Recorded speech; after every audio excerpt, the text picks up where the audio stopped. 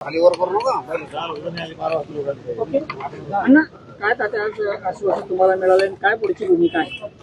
आम्ही फक्त तात्पुरतं आम्हाला आश्वासन त्यांनी दिलेलं आहे की या गुन्ह्यातील आणि ह्या गुन्हेगारांना सपोर्ट करणाऱ्या सगळ्यांवरती मोक्का दाखल करू असं पोलिसांनी आम्हाला लेखी दिलेलं आहे. परंतु आमचं आंदोलन हे स्थगित झालेलं नाहीये. आमचं श्रीरामपूरचा बंदचा जो विषय आहे तो बेमुदत बंदचा विषय आमचा चालूच राहणार आहे. जोपर्यंत या सर्व आरोपींवरती मोक्काचा गुन्हा दाखल होत नाही, यांच्यावरती कारवाई होत नाही आणि आमच्या आकाशला न्याय मिळत नाही तोपर्यंत हे आमचं आंदोलन थांबणार नाही. आम्ही आज जसा बंद आहे तसाच उद्याही सकाळी उद्यापासून पूर्णपणे श्रीरामपूर बेमुदत बंद राहणार आहे. बुधवारी सकाळी आम्ही 11च्या दरम्यान मोर्चा काढणार आहोत या सर्व गोष्टीच्या विरोधात. त्यामुळं आंदोलन हे फक्त तात्पुरतं आज, कारण अंत्यविधी होणं गरजेचं होतं. त्याला ज्या पद्धतीने त्याची निर्गुण हत्या झाली आहे ती अतिशय वाईट हत्या झालेली आहे.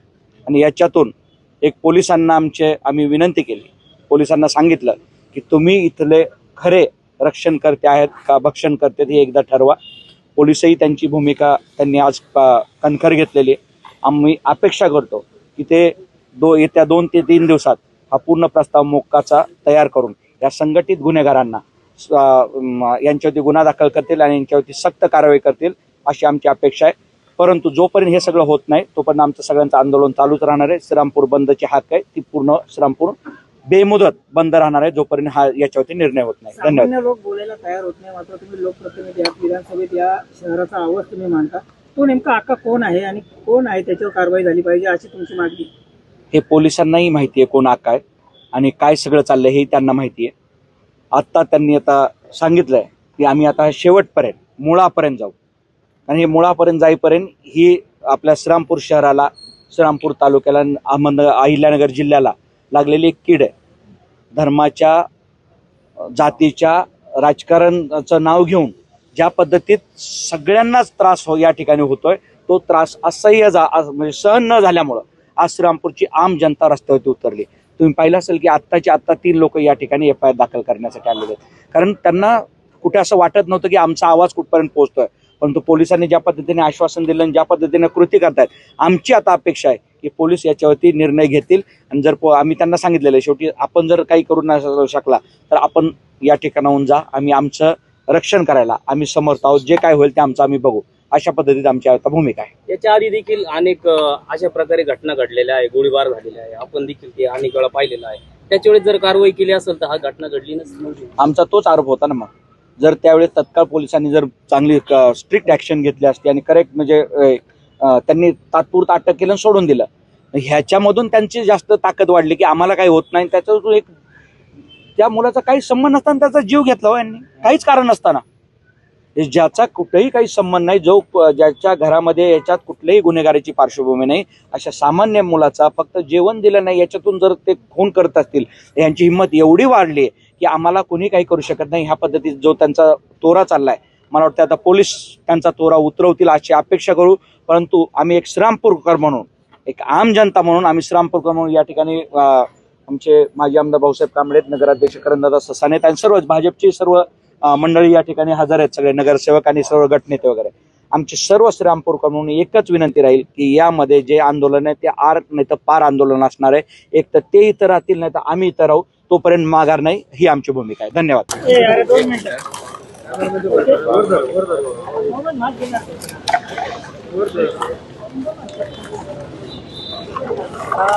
जी काही घटना काल घडली त्यानंतर आज जो संताप व्यक्त करण्यात आलाय, आता काय आश्वासन तुम्हाला मिळालंय, नेमकी काय मागणी आहे? कालची घटना ही फक्त एक गुन्हेगारीच्या डोंगराचं टोक आहे. मागच्या 4-5 वर्षापासून या श्रीरामपूर शहरामध्ये प्रचंड मोठ्या प्रमाणावरती संघटित गुन्हेगारी आणि त्या माध्यमातून मोठं अर्थकारण चालू आहे. आणि त्या माध्यमातून अल्पवयीन मुलांना ड्रग्स देऊन किंवा नशेचे पदार्थ खाऊ घालून त्यांच्याकडून गुन्हेगारी कृत्य करण्याचं काम चालू आहे. आणि त्याचाच हा कालचा भाग आहे. घडलेली घटना ही अत्यंत दुर्दैवी आहे. आणि या निमित्ताने सगळे गावकरी एकत्र येऊन हा जो ठिय्या आंदोलन केलं त्याला 6 तास झाले. आणि 6 तासानंतर पोलीस प्रशासनाने लेखी आश्वासन दिलेलं आहे की संबंधित गुन्हेगारांवरती मोक्का अंतर्गत संघटित गुन्हेगारी कायद्याअंतर्गत कारवाई करणार आहे.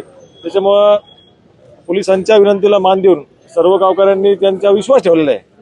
मी आपल्या माध्यमातून एक आशा व्यक्त करतो की जो विश्वास पोलिसांनी दाखवला आहे तो विश्वास सार्थ व्हावा. कारण की मागच्या 4-5 वर्षापूर्वी पासून श्रीरामपूर पोलिसांवरती सर्वसामान्य लोकांचा विश्वास संपलेला आहे. त्यांना आधार वाटत नाही. 30-40% पोलीस हे गुन्हेगारांसाठीच काम करतात.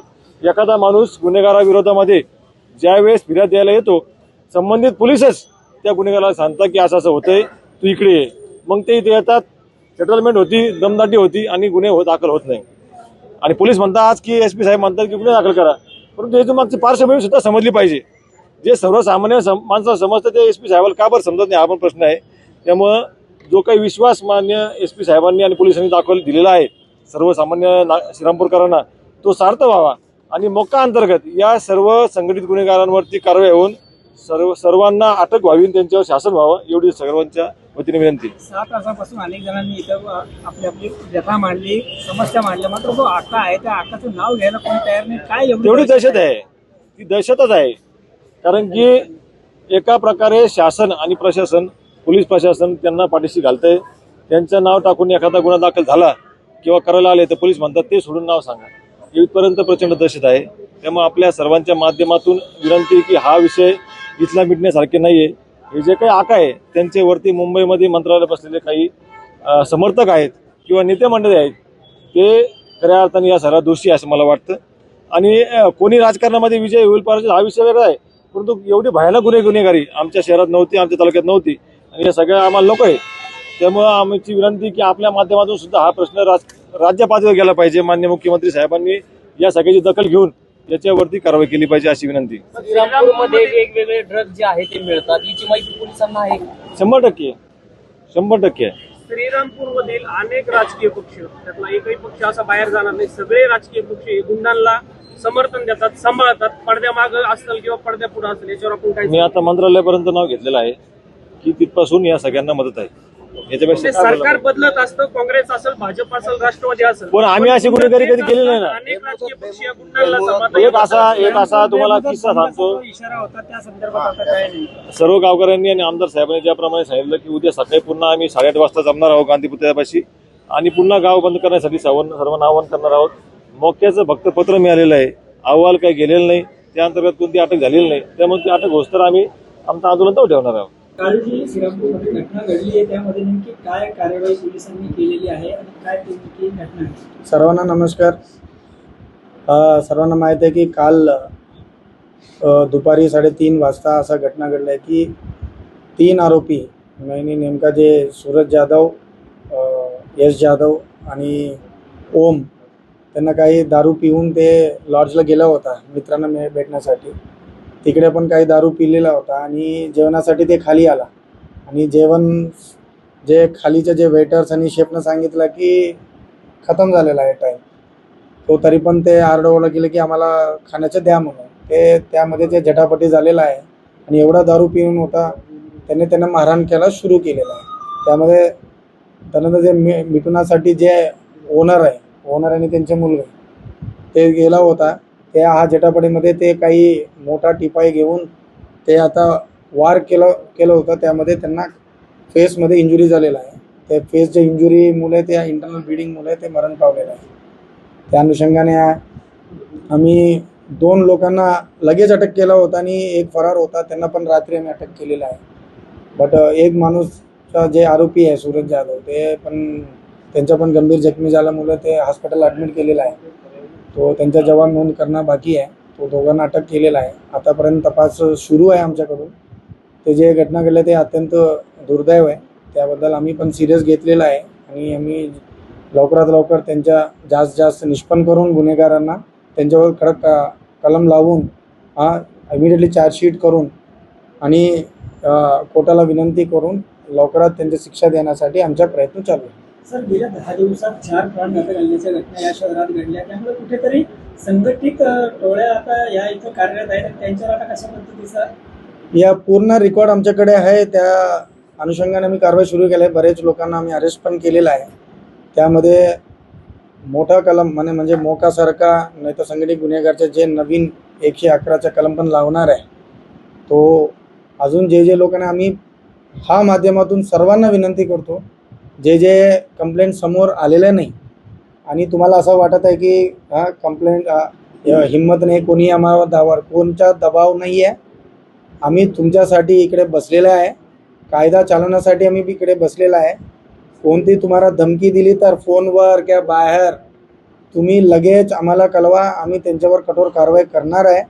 आम्ही हे सिरियसली घेतलेलं आहे आणि श्रीरामपूरला सुधारण्यासाठी पोलीस कटिबद्ध आहे. आणि तसेच पूर्ण मीडिया मित्रांना पण विनंती करतो, नागरिकांना विनंती करतो, तुम्ही आम्हालावर विश्वास ठेवा. आम्ही जे गुन्हेगार आहे, जे डिस्टर्बिंग करणार आहे सिटीमध्ये, त्यांना पूर्ण काढून त्यांच्यावर कारवाई करणार आहे. दिवसभर जे आंदोलन झालं त्यात एक तक्रार करण्यात आली सगळ्याच नागरिकांकडून, म्हणजे एक आका आहे या ठिकाणी, तो सगळे हँडल करतो, त्याचं नाव घ्यायला कोणी तयार नाही. त्या आकाचा शोध आता पोलिसांना लावायची काय? आमच्याकडे जे रेकॉर्ड आहे, जे आता जे नवीन गुन्हे दाखल त्यामध्ये पण आम्ही शोधणार आहे. त्यांच्या 1% पण त्यांचा रोल आहे, त्यांच्यावर आम्ही कडक कारवाई करणार आहेत. श्रीरामपूर शहरासह तालुक्यामध्ये मोठ्या प्रमाणात अवैध धंदे सुरू आहे. याच माध्यमातून गुन्हेगारीचे प्रकार समोर येत आहेत. कसं याच्यावर सगळं आम्ही त्यांचे पूर्ण बंद करणार आहेत. आधी अजिबात आम्ही सहन करणार नाही. तुमच्याकडे काही माहिती असतील आम्ही लगेच त्यांच्यावर कारवाई करणार आहे. आम्ही ॲडिशनल टीम्स पण इकडे थांबलेला आहे आणि एवढा फोकस आहे आता श्रीरामपूर सिटीमध्ये. आम्ही पूर्ण शांतता ठेवण्यासाठी आम्हाला पण तयार आहे, तो तुम्ही पण सहकार करा. 2 महिन्यापूर्वी तुम्ही चार्ज घेतला, मात्र एमडी ड्रग्जचं एक मोठं आव्हान या पोलीस खात्यासमोर आहे, ज्यामुळे आज युवक पिढी कुठेतरी बर्बाद होताना दिसते. हे आमचा प्रयत्न चालू आहे. त्यामध्ये आम्ही आता जे गुन्हेगारला पण आम्ही पेरेड घेतलेला आहे आणि ते ड्रग्सबद्दल पण आमच्या कारवाई सुरू झालेला आहे आणि मोठा रॅलीज पण आम्ही काढणं सुरू केलेला आहे. ते अवेअरनेस कॅम्प त्याचबरोबर आम्ही त्यांच्यावर कडक कारवाई करण्यासाठी आम्ही सुरू केलेला आहे. आता ते दिसणार आहे भविष्यामध्ये.